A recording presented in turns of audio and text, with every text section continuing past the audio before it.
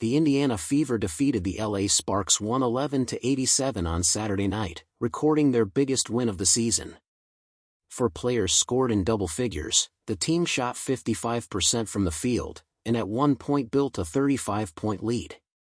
On paper, it looks like a dominant win, but nobody is talking about the score, and you already know why. The game was played at Gainbridge Fieldhouse in prime time on CBS, yet thousands of empty seats were visible on camera. Fans didn't just stay home. They made a clear statement. The WNBA thought one game without Caitlin Clark would be fine, but the empty seats and falling ticket prices told a different story. Let us know in the comments if you watched the game at Gainbridge Fieldhouse, on TV, or skipped it. We all wish Caitlin Clark a speedy recovery. As you can see, the arena looked almost empty. Tickets for this game featuring mostly unknown players were easy to find. The cheapest seats dropped to just $16, while lower bowl seats sold for under $100. The real story starts with the tickets. Just hours before tip-off, thousands of seats were still available across the arena. The cheapest ticket fell to only $5. Floor seats that usually sell for $100 to $200 during a Caitlin Clark game were available for just $16. The market didn't slowly decline. It crashed the moment Caitlin Clark was ruled out, and it happened fast. As you can see, the entire arena is up for sale. For sale by owner, 2 tickets for a make-believe basketball game featuring a collection of unknown players who go unrecognized at family reunions. The cheapest seats for this instant classic are selling for $16. Seats in the lower bowl are selling for less than $100. Let's start with the game photos told the whole story. The upper deck had large sections that were completely empty, and even the wide shots of the lower bowl showed entire rows of vacant seats. One video that spread online before tip-off made the arena look more like a quiet preseason game than a big national primetime broadcast. People noticed it right away, shared it across social media, and the comment sections under every Fever post that night quickly turned into a heated debate. The official attendance was announced as 16,000, but several people who were inside the arena said many seats didn't fill until well into the game, while some sections stayed empty the entire night. That means the number needs a little more context because there's a big difference between tickets being sold and people actually showing up to sit in those seats and watch the game. Saturday night's crowd made that difference impossible to ignore, showing that many fans who bought tickets never came, while those trying to resell theirs couldn't even find buyers. I'm afraid the boycott will be fully operational when your game arrives. Yeah, full-on dark side, Emperor Palpatine action, Return of the Jedi, Return of the Fandom, Revenge of the Fandom. It's bad news across every single Indiana Fever social media post that's being put out there. The Fever's social media team ended up making the situation even worse. On the same day Caitlin Clark was ruled out, they posted a Calling All Gamecocks promotion, encouraging fans to grab an exclusive South Carolina hat if they bought tickets to the Sparks game. The timing couldn't have been much worse. Instead of getting a positive response, the comment section completely exploded. Fans flooded every Fever post that night with reactions like, "Not watching," "No CC, no party," while another wrote, "First game I've missed in 3 seasons, and I won't be watching." One fan even joked that they were submitting their own injury report for Saturday, saying they were ruled out with no timetable for a return. This does not look good. This does not look good. You can see empty seats all over the place. All over the place. The upper deck is completely, you see these seats up here completely empty. Completely empty up here. Barely any people up here. I mean, it's empty seats all over the place, man. You could spot a nickel on the floor. Bad. Look at it. This whole section is empty. The entire section is empty. These weren't trolls or random people on the internet. These were the same fans who had been supporting the team ever since Caitlin Clark arrived, the people who helped turn a franchise that once struggled to attract 4,000 fans on a good night into a team that regularly sold out games. This was Clark's core fan base, and many of them had clearly reached their limit. The key thing to understand is that this wasn't just random frustration. It was a coordinated response. Fans openly called for a TV blackout along with the arena boycott because they knew exactly where the WNBA feels the biggest financial impact. It isn't from parking or concession sales. It's the TV ratings and the broadcast numbers that networks report back to the league. That's why they targeted both at the same time. Their message was simple: don't go to the game, and don't turn on CBS. Put pressure on the league inside the arena and through the television ratings. This wasn't just an emotional reaction. It was a calculated strategy. All it is, empty. I mean, this is just one shot. I mean, it looks really, really bad. It looks like the damage has been done, and the fans have stood up and said enough is enough. Okay, it looks like the fans said enough's enough, man. We're not showing up for this. We got other angles, yo. And it says this is just 5 minutes before tip-off. And here it says the fans are tired and want the Indiana Fever to step up better and protect Caitlin Clark. To their credit, the Fever eventually addressed the Alyssa Thomas situation through team president Kelly Krauskopf, who released a short statement praising the league for ultimately making the right decision and saying the organization's main focus was getting Caitlin Clark healthy again. The statement was fine, but it came about 2 days too late to slow the growing backlash. The empty seats showed the damage in public, while the falling ticket prices reflected the financial impact.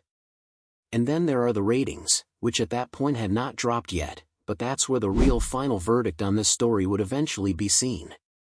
Just 2 years earlier, the average resale ticket for a Caitlin Clark game was around $200, with some matchups reaching as high as $400. Fans treated Fever tickets like seats for a major concert tour, buying them early and holding onto them because demand was so high. But on Saturday night, courtside seats were being sold for as little as $16. That wasn't just a normal market adjustment. It was the market delivering a message in the clearest way possible. The big story here is, did you see how empty the damn gym was? Did you see how empty this arena was?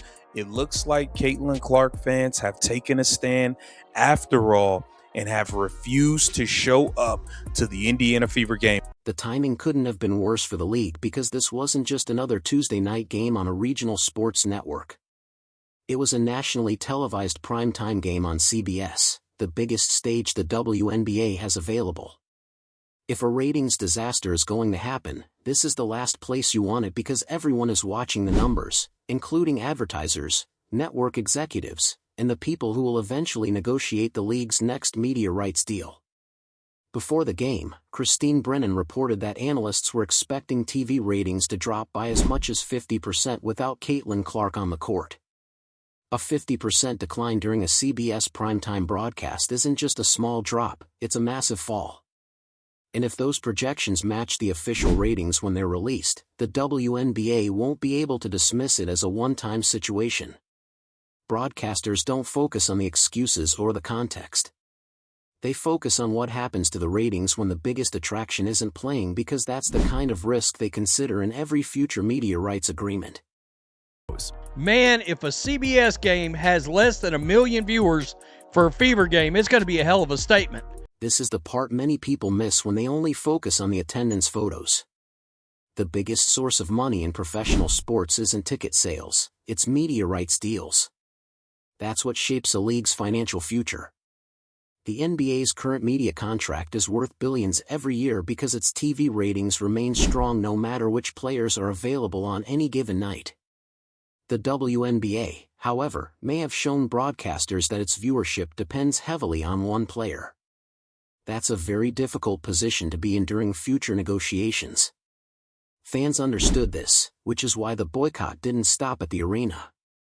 Across different platforms, Many comments encouraged people not only to skip the game but also to avoid watching the CBS broadcast.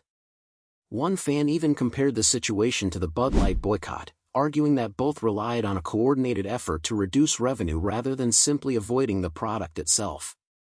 In the same way, many of Clark's supporters focused on two areas at once on Saturday night, putting pressure on both the Fever's ticket revenue and the WNBA's television viewership at the same time. The Great White Hope is still, without a doubt, the biggest draw in this league, at least on television. Unlike the rest of the pretenders in the WNBA, people are not telling Caitlin Clark to get off my TV. Last week, in her game against the Atlanta Dreamers, Caitlin Clark drew over 800,000 viewers on Amazon Prime. Uncle KC, that wasn't Caitlin Clark, that was Angel Reese. My Angel is a huge star. Yeah. The salary cap makes this situation even more difficult to overlook. Under the new CBA that took effect this season, the team's salary cap increased from $1.5 million to $7 million, a 367% jump, while player salaries rose by an average of 356% across the league. Those increases didn't come from nowhere. They were made possible by the league's revenue growth over the last two seasons, growth that many people connect to Caitlin Clark's arrival, the TV ratings she generated, and the attention that followed her from Iowa to Indianapolis. Empty arenas and falling TV ratings don't just damage the league's image, they also weaken the financial foundation that helped make those salary increases possible. The players who have benefited the most from the new CBA should pay close attention to what happens when a primetime Saturday night game is played in front of a half-empty arena, because the money that supports those contracts doesn't appear out of thin air. The WNBA spent decades trying to reach a wider audience, and now many believe that attention is starting to disappear in real time, one empty seat after another. The arena was only partly filled, ticket prices dropped to the cost of a fast food meal, and the TV ratings appeared to be heading in a direction the league didn't want to see. While all of that was happening, Stephanie White was in the locker room becoming emotional as she spoke about Ty Harris. You will go down in history like Bud Light if you screw this up. Woo-wee! Not Bud Light. Got to be more careful. Watch the post-game footage and you'll see Stephanie White's voice crack as she becomes visibly emotional while praising Ty Harris for setting a career high after starting in place of Caitlin Clark against a team that had allowed Marina Mabrey to score 53 points just a few nights earlier. White tells Harris that it's the ultimate compliment that the team can trust her and says she always knew she would step up. The locker room is full of energy, White is smiling from ear to ear, and she looks like a coach celebrating a playoff series victory rather than someone whose team built a 35-point lead against one of the league's weakest defensive teams. Fans clipped the moment within minutes and quickly compared it to the way White has spoken about Caitlin Clark in previous interviews. One comment that spread widely said, "A kind word for Caitlin Clark takes a prepared speech in a hostage video." The line gained attention because many fans felt it matched the contrast they were seeing. In their view, when White praises Clark, it often sounds careful and reserved, while after the blowout win over the Sparks, she appeared genuinely emotional while talking about Ty Harris. Hey, great job. I'm really proud of you. It was nice to not sweat one out, right? It was nice to come in and to have high energy, right? To play together, to continue to build on a lead. Ty?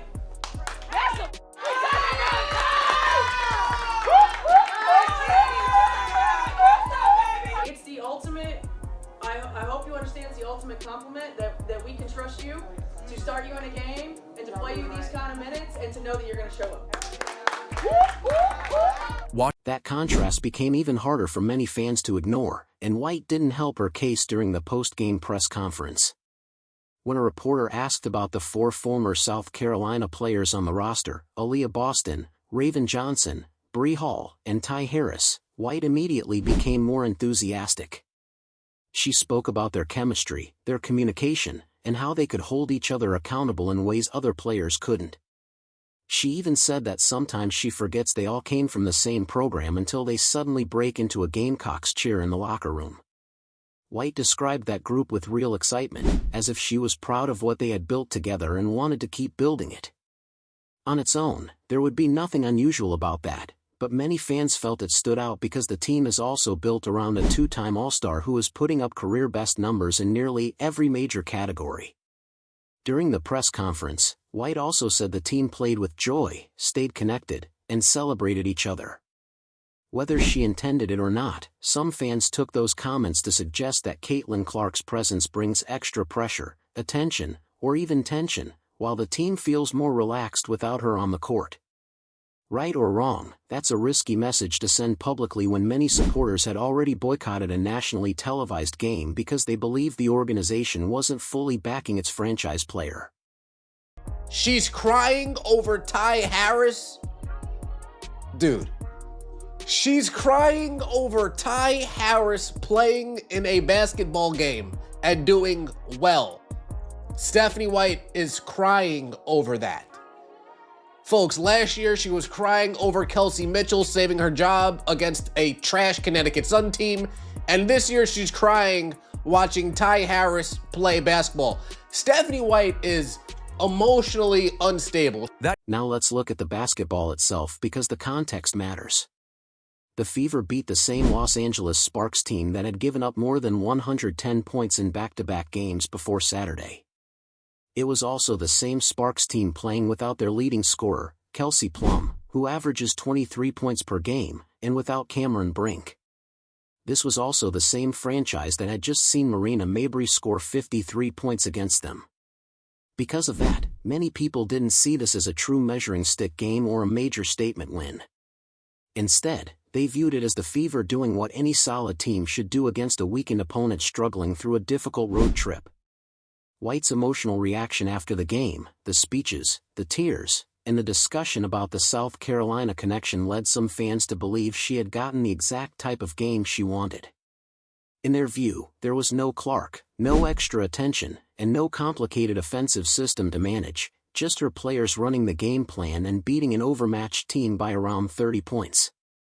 Fans noticed that reaction, and many say they've been noticing similar moments throughout the season. To them, the fact that White showed more visible emotion on a night when the arena had so many empty seats and ticket prices had dropped so sharply didn't create the best impression, especially with the team's biggest star recovering at home from a back injury that happened after taking a hit to the throat. This is absolutely disgusting. Stephanie White wept at the performance of Ty Harris. A kind word for Caitlin Clark takes a prepared speech and a hostage video. Trade Caitlin now. Yeah, I mean, for Stephanie White to say a couple of nice things about Caitlin Clark, you have to have the fan base go off on her and go crazy and lose it. And she needs to be pretty much forced to say some nice words about CC22. After Saturday's game, the Sporting News published an article with the headline, "The Fever's 2 wins without Caitlin Clark reveal one surprising truth." The point they tried to make was that Indiana's defense becomes stronger whenever Clark is off the court. Their argument was based on the fact that the Fever won both games without her by double digits while holding their opponents to an average of just 80 points. But let's take a closer look at who those opponents actually were. The first game came against the Portland Fire, one of the league's weakest offensive teams, and the second was against the LA Sparks, who entered Saturday after giving up more than 110 points in back-to-back games, without their best player, and while playing the second game of a back-to-back road trip. That isn't enough evidence to prove a trend, it's simply a carefully selected set of matchups being presented as if it tells the full story. Look at this freeze frame, folks. Look at this. Bruh. We're crying over Ty Harris, dude. Folks, we're crying over Ty Harris. We're crying over a 30-point blowout win against a trash Los Angeles Sparks team. The Sporting News ran a piece after Saturday's game with this headline. The Fever's 2 wins without Caitlin Clark contain one startling truth. The truth they're referring to is that Indiana's defense tightens when Clark sits. The argument is that in 2 games without her, the Fever held opponents to an average of 80 points and won both by double digits. Let's talk about who those opponents were. Game 1 without Clark, the Portland Fire, a team sitting near the bottom of the league in offensive efficiency. Game 2, the LA Sparks, who came into Saturday having already surrendered 110-plus points on back-to-back nights, missing their best player and playing the second game of a road back-to-back. That's not a sample size, that's cherry-picked matchups dressed up as a pattern. After Saturday's game, the Sporting News published an article with the headline, "The Fever's 2 wins without Caitlin Clark reveal one surprising truth." The point they tried to make was that Indiana's defense becomes stronger whenever Clark is off the court. Their argument was based on the fact that the Fever won both games without her by double digits while holding their opponents to an average of just 80 points. But let's take a closer look at who those opponents actually were. The first game came against the Portland Fire, one of the league's weakest offensive teams, and the second was against the LA Sparks, who entered Saturday after giving up more than 110 points in back-to-back games, without their best player, and while playing the second game of a back-to-back road trip. That isn't enough evidence to prove a trend, it's simply a carefully selected set of matchups being presented as if it tells the full story.